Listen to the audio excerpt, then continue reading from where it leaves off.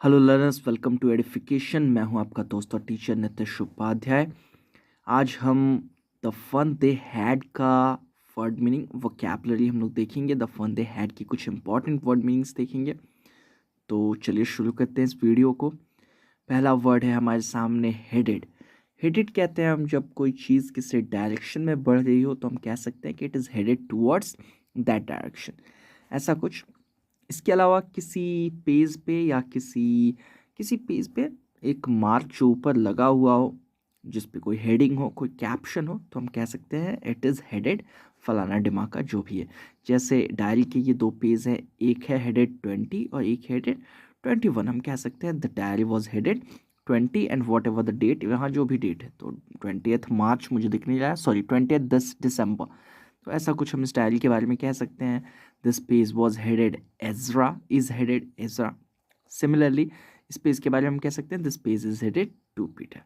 तो आपको हेडेड का मतलब मुझे उम्मीद है कि समझ में आ गया होगा। उसके बाद है क्रिंकली। हिंदी में हम कह सकते हैं तुड़ा मुड़ा, जिस पे काफ़ी सारे लाइंस आ गए हों, रिंकल्स आ गए हों, यूजेस ज़्यादा हुए हों उसके, या सही तरीके से रखा ना गया हो, तो वो होता है क्रिंकली। जैसे ये 10 और 20 वॉट एवर करेंसी, मुझे तो पता आइडिया नहीं है ये कहाँ की है, बट ये जो भी बिल्स हैं, नोट्स हैं, इन पे ठीक है, ये जो जिस तरीके के हैं कह सकते हैं हम ये क्रिंकली हैं। ठीक है। उसके बाद है एक वर्ड है ऑफुली। नॉर्मली हम लोग कहते हैं गंदे तरीके से, लेकिन इंटेंसिफायर के तौर पे भी यूज़ होता है बहुत ज़्यादा। आई एम ऑफुली हैप्पी, वैसे तो कहते नहीं है पॉजिटिव वेज में ज़्यादातर, लेकिन फिर भी आप कह सकते हैं आई एम ऑफुली हैप्पी, मैं बहुत ज़्यादा हैप्पी हूँ। नहीं कहना चाहिए, नेगेटिवली ज़्यादा यूज़ होता है ये।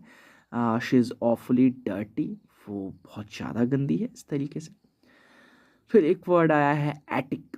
एटिक आपने एक विदेशों में घर वगैरह उन फिल्मों में देखा होगा, तो उसके अंदर छत के नीचे परछत्ती शायद इसको कहते हैं, या बरसाती कहते हैं, कुछ ऐसा स्ट्रक्चर मैं आपको बताता हूँ। ये जो ऐसे घर होते हैं ना, जिनका ऊपर वाला ये स्लोपी टाइप का होता है, उनके अंदर ये आप देख सकते हैं ऐसा कुछ हो जाता है। नीचे तो छत होती है, तो फिर इसको हम कहते हैं एटिक। ठीक है, ये जो हिस्सा होता है इसको। उसके बाद एक वर्ड है स्कॉनफुल। स्कॉनफुल मतलब धिक्कार से भरा, आपको मतलब एक तरीके से बुरा समझ रहा है आपके लिए, तो हम कह सकते हैं you are scornful, I am feeling scornful about something. ठीक है। या स्कॉनफुल कमेंट आप करते हैं किसी पे जब आप उसको बिल्कुल बेइज्जत कर देते हैं। ठीक है, तो वो होता है स्कॉनफुल। फिर एक वर्ड है काउंटी। आमतौर पे यूके यूएस में ये यूज़ होता है। टेरिटोरियल, वो बांट दिया जाता है, टेरिटोरियल डिवीज़न होता है। जैसे हमारे यहाँ डिस्ट्रिक्ट हैं, म्यूनिसपैलिटीज़ हैं, वैसे एक काउंटी होती है, जिसको मतलब मेयर वगैरह के हवाले शायद किया जाता है। मतलब छोटा हिस्सा आप समझ लीजिए, एक तरीके का डिस्ट्रिक्ट मान लीजिए। फिर आता है डायल। डायल कई चीज़ों के लिए यूज़ होता है। आमतौर पे जो घड़ी का ऊपर वाला हिस्सा होता है उसको कहते हैं डायल। इसके अलावा जो नॉब होती है रेडियो टीवी में, वॉल्यूम वगैरह बढ़ाने के लिए, या वो क्या कहते हैं उसको ट्यून करने के लिए, तो वो भी, उसको भी डायल कहा जाता है। फ़ोन पे भी जो होता है वो आमतौर पे पहले होता था, उसको डायल ही कहते हैं। ये है डायल घड़ी का, ये भी एक घड़ी का डायल है। ये ढेर सारे डायल्स फेंके हुए हैं, इनमें ढेर सारे कुछ कलपुर्जों को भी डायल सिखाया जाता है, जो इस शेप के होते हैं, इन शेप्स के। टेलीफोन के ऊपर का हिस्सा भी डायल कहलाता है, फिर जिससे वॉल्यूम कंट्रोल करते हैं वो सब, ये सभी चीज़ें डायल कहलाती हैं। फिर एक वर्ड है स्लॉट। आमतौर पे अगर शुद्ध हिंदी कहें तो स्लॉट हम कह सकते हैं खांचा या खाली स्थान। ठीक है, एक ऐसी जगह होती है ना जिसमें से कॉइन डाला जाए, या कोई मेल डाला जाए, कार्ड डाला जाए, ये सब चीज़ें खांचा, जैसा कि मैंने पहले कहा। इसके अलावा टीवी पे स्लॉट्स मिलते हैं आपको, एडवर्टाइजमेंट के स्लॉट्स, प्रोग्राम के स्लॉट्स, जगह मिलती है, समय मिलता है, उसको भी स्लॉट कहा है। ये आपने अगर एटीएम यूज़ किया हो तो आपको पता होगा कि यहाँ से कार्ड घुसाती है, जो ग्रीन वाली जगह है, और इसी को हम कहते हैं स्लॉट। ठीक है। फिर एक वर्ड आया है पैटेड, जो कि पैट से आया है, जेंटली स्ट्राइक करना, धीरे से थपकी देना। जैसे कि आप देख सकते हैं इन एनिमेशंस में, इनमें यहाँ ये जो थपकी है हल्की सी, ये है पैड, ठीक है। उसके बाद एक वर्ड आया है पंच कोड।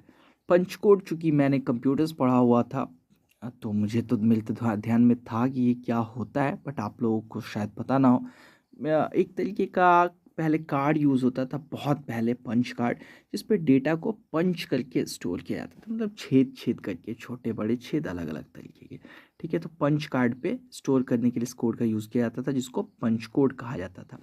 और पंच कार्ड क्या होता है? पंच कार्ड होता था जिसको पंच्ड कार्ड या पंच्ड कार्ड भी कहा जाता था, मतलब हाइफन के साथ भी लिखा जाता है और बिना हाइफन के भी। वो गत्ते जैसे कागज़ का, मोटे कागज़ का एक टुकड़ा होता था जिस पे डिजिटल डेटा को पंच करके स्टोर किया जाता था। ये एक पंच्ड कार्ड है, पंच कार्ड या पंच्ड कार्ड जो भी आप कह लें। इसको मशीन से इसको वो किया जाता था, रीड किया जाता था, ठीक है। डिजिटल लैंग्वेजेस पे स्टोर की जाती थी जब फ्लॉपीज़ वगैरह नहीं थी तब। फिर एक वर्ड आया है डस्टी। कोई भी चीज़ जो धूल से भरी हुई हो उसको डस्टी कहा जाता है।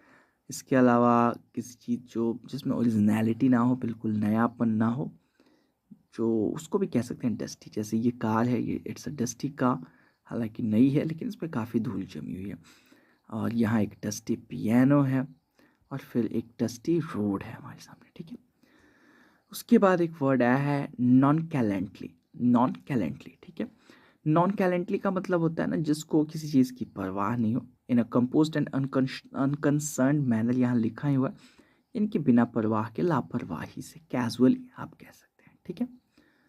फिर आया वर्ड टक्ड, जो कि टक का पास्ट पार्टिसिपल है। टक का मतलब होता है शुद्ध हिंदी में खोस लेना, किसी चीज़ को बिल्कुल अच्छे से खोस लेना, रख लेना।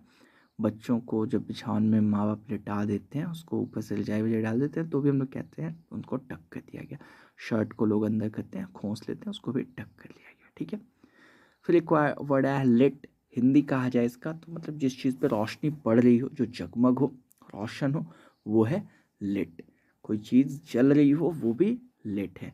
जैसे ये आईफल टावर, ये लिट है, ठीक है। इसके अलावा ये सिगरेट लिट है, ठीक है। ये एक लिट क्लब है काफ़ी, ठीक। और इन जो भी हैं मैडम जी, इन्होंने अपने हाथ को अब लाइट कर लिया तो ये लिट हो गया, ठीक है। तो ये है लिट। इसके बाद आया है साई। साई तो बिल्कुल वही चीज़ है जो मैंने अभी किया, गहरी सांस छोड़ना, ठीक है। गहरी सांस हिंदी में कहते हैं निश्वास, ठीक। तो ये होता है साई। उसके बाद आता है वर्ड फ्लैशिंग, जो कि फ्लैश से बना है। कोई चीज़ जब रह रह के चमकती है ना, बुझती है, जलती है, तो उसको कहा जाता है कि ये फ्लैश करी है। इसके अलावा कोई चीज़ धीरे से आई और चली गई, अपीयर ब्रीफली के सेंस में, एकदम ज़रा सा आना और चला जाना, तो वो भी उसने भी फ्लैश किया। जैसे ये है फ्लैश, ठीक है। आप लोग देखते होंगे धीरे से आता है और चला जाता है, इसलिए उसको फ्लैश कहते हैं। और ये फ्लैश रह रह के बुझ रही है, लाइट चल रही है, बुझ रही है, तो ये भी फ्लैश कर रही है।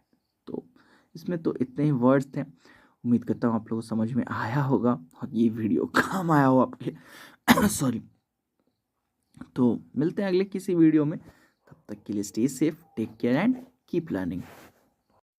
उम्मीद करता हूँ आपको ये लेसन समझ में आया होगा। अगर ऐसा है तो प्लीज़ लाइक का बटन दबाइए, वीडियो अच्छा लगा हो तो, और साथ में नीचे कमेंट करके हमें ज़रूर बताइए अगर वीडियो नहीं पसंद आया, या आप ये भी बता सकते हैं कि आप आने वाली वीडियोस में क्या चाहते हैं। शेयर ज़रूर कीजिए अपने दोस्तों के साथ अगर पसंद आया हो, और सब्सक्राइब ज़रूर कीजिए हमारे चैनल को।